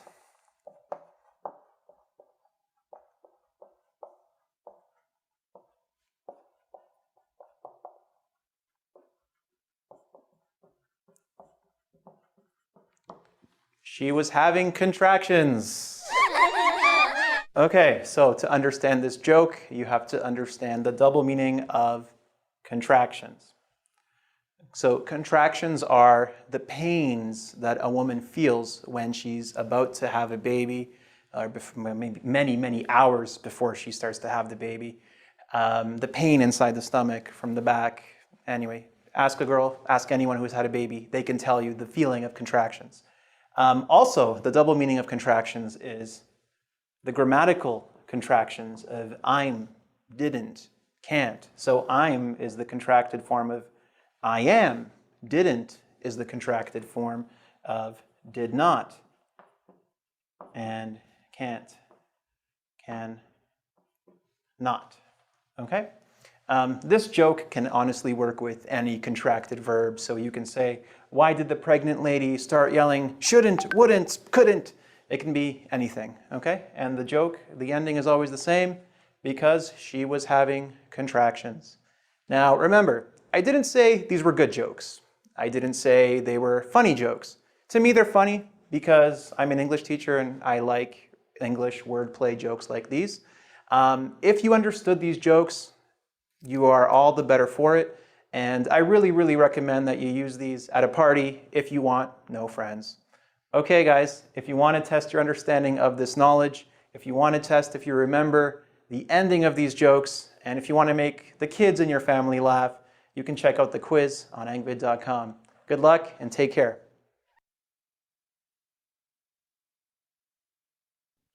Okay, I don't know if you laughed or not. Anyways, what did you get from the video? Opinions or comments? 789 was funny. Yeah, it was kind of funny, some of those, right? And you see that, I mean, as any language in the world, some words have different meanings, right? So that makes this to happen. Sometimes it's in a conversation, or if you want to tell a joke, sometimes that happens. So that is the interesting about this. And jokes in English are kind of different than jokes in Spanish sometimes. I mean, that is sometimes. Any other comments or opinions about this one?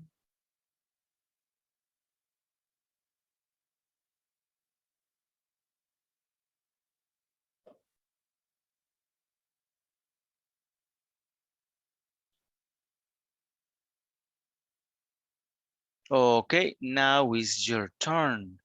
So let's listen to people saying jokes that you remember. Of course, we cannot use profanity or anything like that. But do you remember any joke that you can tell to the class? Or you can look on internet and tell the joke if you want. But I would like to listen to you. I know that at parties sometimes, in meetings, people they tell jokes. So we can practice English by saying some jokes.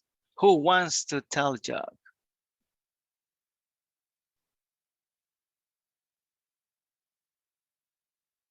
Anybody? Yeah. Okay. I saw a joke in a movie from the 80s. Yeah, 80s. I don't know the name. Is the love of the shadow of love. Okay. Do you know the movie? Okay. Do you know what is the movie? I Shadow guess of so, love. yes. I guess I know what movie is it. Okay. So in a part of that movie, a color man said he was presenting a TV show. He said, "Yes, ladies and gentlemen, I am black, and you know how to set up the color on your TV." Okay. Because in that time they had to set up the televisions Okay. color or signal or anything. So that was funny to me. Okay, very good. Yeah, sometimes I remember that in the old TVs you need to check the colors on many things, right? So that was something weird. Anyway, thank you. That was a good joke, Marcus. Anybody else wants to share a joke? Any joke, even if it's not in English and you listen to that in Spanish, you can share. Try to do it in English, of course.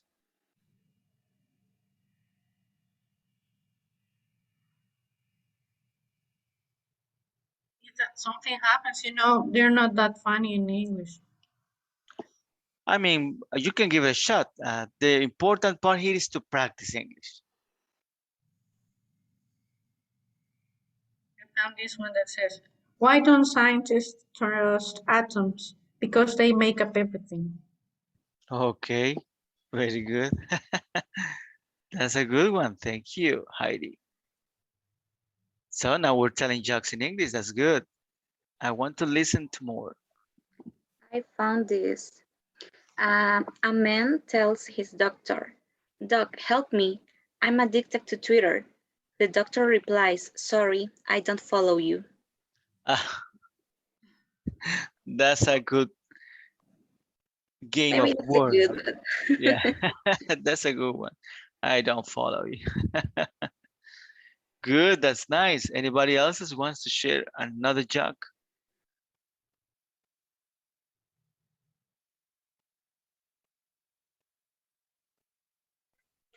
I found this. Okay. Why did the Oreo go to the dentist? Because he lost his feeling. Okay, good. Oreo, yeah, that's good. Perfect. Thank you. Nice. Anybody else wants to share? Remember that it's just to practice, right? This one says, where are the average things manufactured?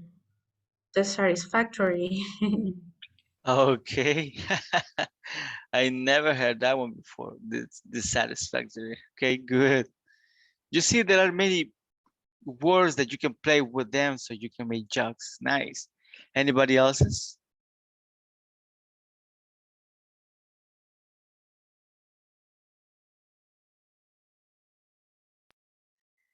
How does Moses make tea? He bros. Okay. I found another. Go ahead.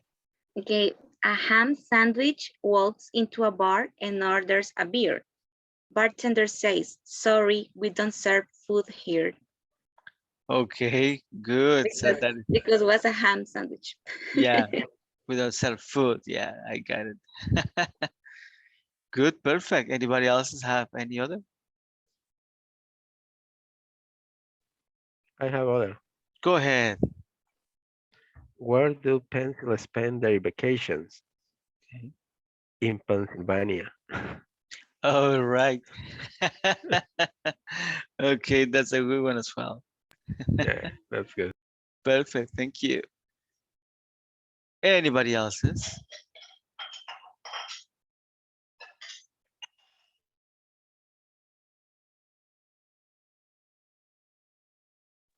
Nobody else. Okay. So you can see that you can learn English in different ways, right? I mean, if you have the time, if you're boring, you can find many ways to practice English. Not only like the regular videos that the pronunciation is like this or any other thing. I mean, you can do whatever. And sometimes these small talks things can help you with real conversation in English. I mean, if you are at a party with people from other country, I mean, you don't have to speak only about the weather, right? So there are many things that you can use to speak or to learn. I mean, many resources. Okay, we have a little bit of more minutes. We on Fridays we're going to try to do some free practice. So is there any topic that you want to discuss, any topic that you want to share, with all the respect for the classmates, of course? So anything that you want to share or to discuss or to ask to a classmate?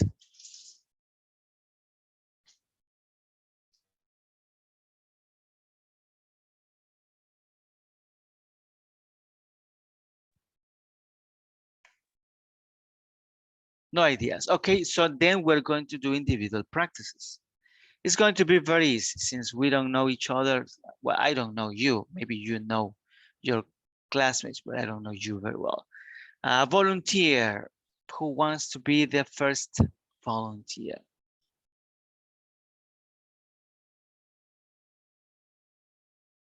Do I pick? Is it going to be right now or when? Right now.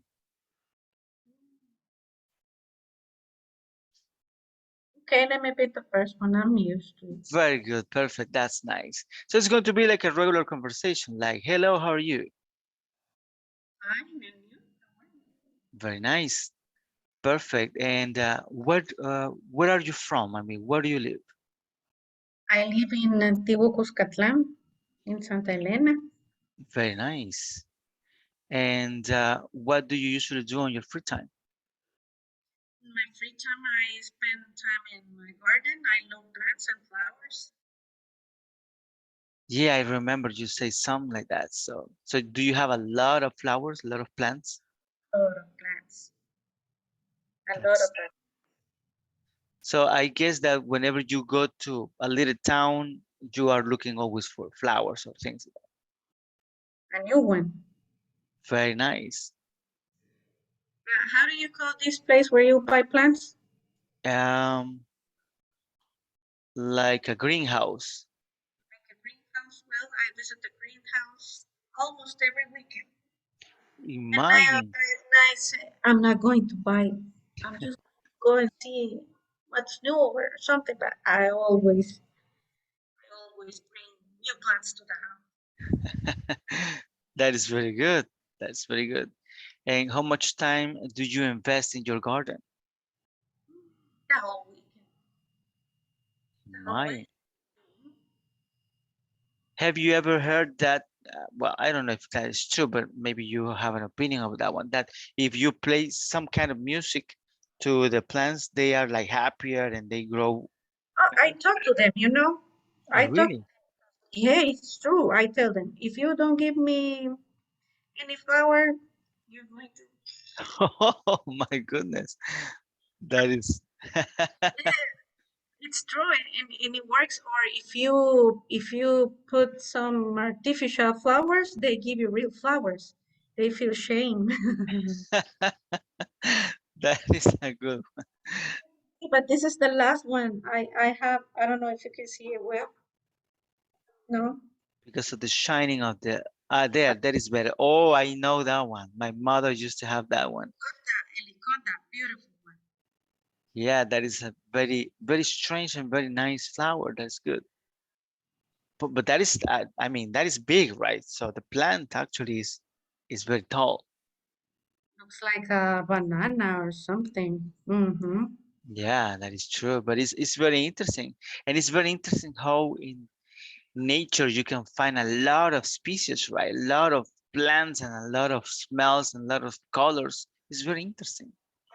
Counting how many spices I have, and I counted more than 200. More than how many? I'm sorry, we can hear you right now. You can come and visit anytime, guys. You'll be Oh, welcome. I have invited Ana Claudia, but she has never come. really?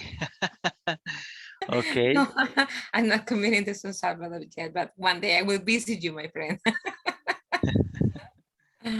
Very good. Yeah, I mean that sounds like a good idea. Maybe one day we can have some coffee in some place and practice in English, but in person, right? So that would be something nice. I'd be glad to. I really enjoy being in the garden. I love flowers. Okay. Sounds like a plan. Very good. Perfect. Thank you, Heidi. Welcome. So you see that is very easy. Just like a free practice about anything. So who wants to be the next one?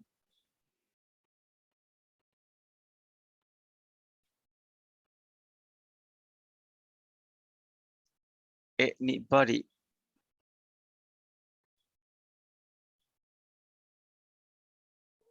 Me, teacher. Okay, perfect. Hey, Fernando, how are you? I'm fine. I'm tired, but fine.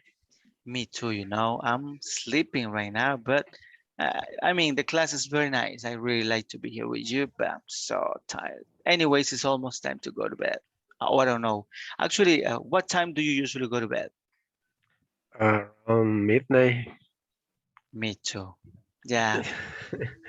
Yeah, because after the class, I had to prepare my things for the next day, and I had to review my son's homework or or search information for their homework because they will do in the next day in the morning, and I don't have other time, so I always have a lot of things to do.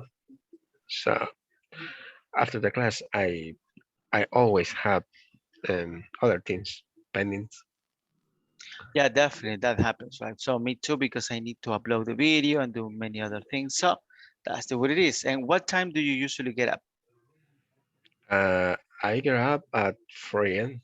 My goodness, 4 a.m. Yeah, every single day. And go ahead, I'm sorry. No, because I commute to El Congo. No, from El Congo to San Salvador every single day, and I left home. I left home at 4:30 Yeah, because the traffic is terrible in the morning. that is a nightmare. I don't go to the office by now. I don't want to get back to the office. But I remember, yeah, those chores is a nightmare. Yeah, It's not good. it's a particular case. Yeah. But I continue sleeping on the bus. Yeah, actually, I was going to ask you that one. Do you believe that you have enough sleep?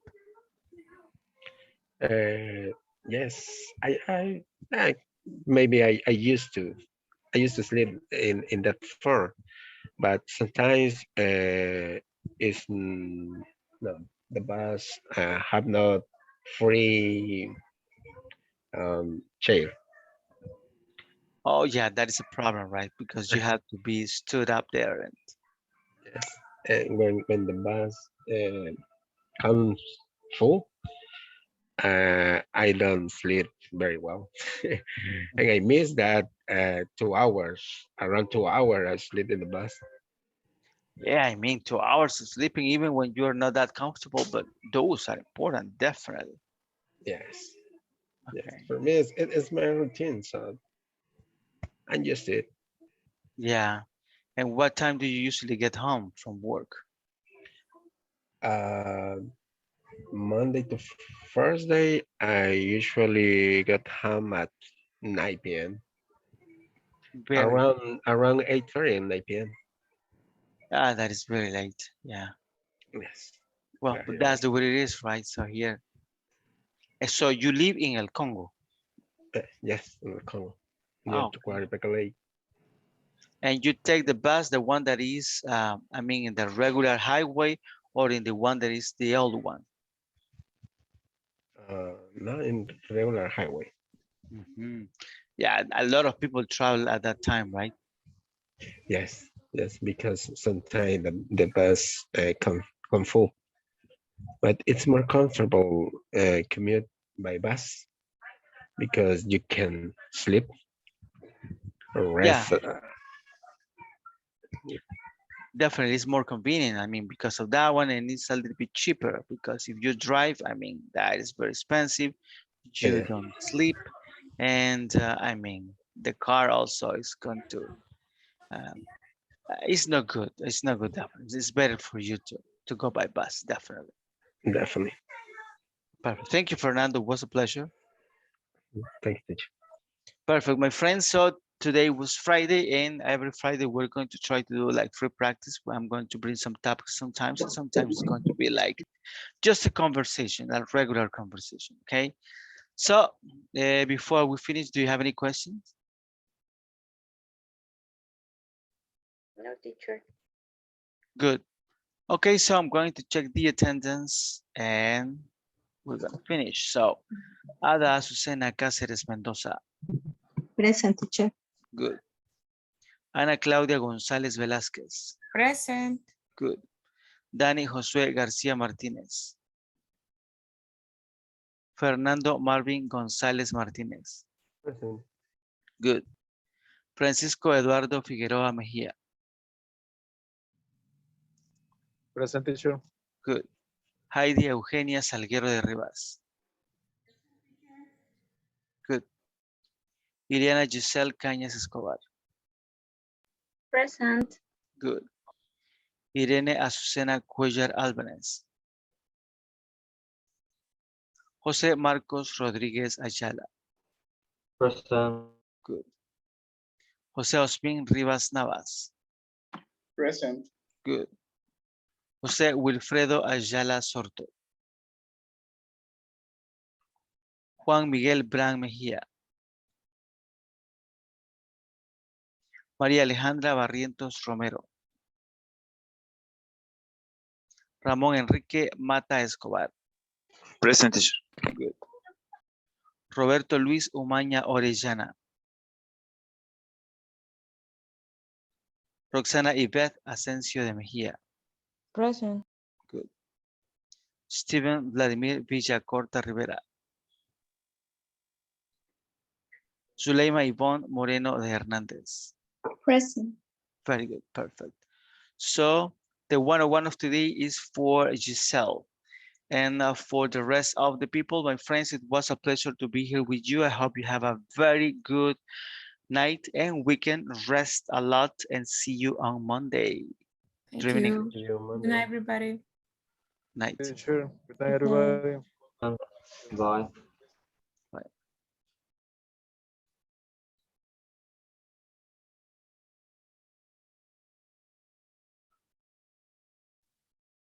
Hello, teacher. Hello, how are you? Fine. And you? Very tired, but I'm fine. Okay, that's nice. Good. So of course you have experience on the 101. So the first question is, how do you feel that you are moving on? Do you feel that you're learning, that you are getting something? Yeah. I think that I'm learning a lot of vocabulary with the method or the way that you are teaching us. I have in my agenda a lot of new words that some of them are new, completely new. Others maybe I heard once, but I didn't have very clear the pronunciation maybe, or what are they mean. But in general, I think that I'm learning a lot of a new vocabulary and the pronunciation with the reading. Perfect. Very good. So that is very nice.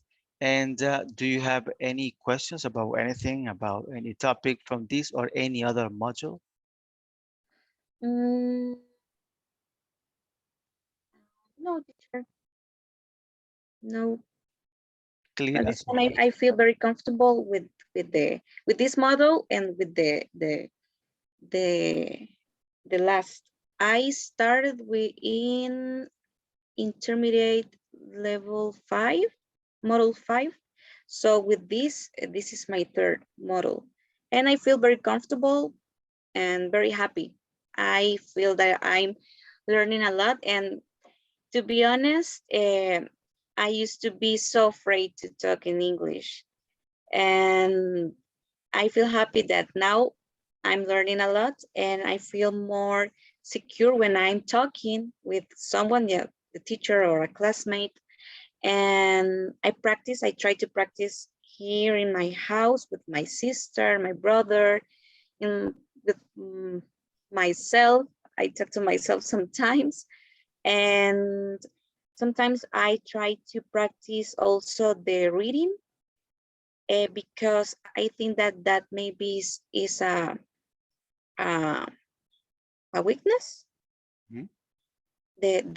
I think that the reading is the part that I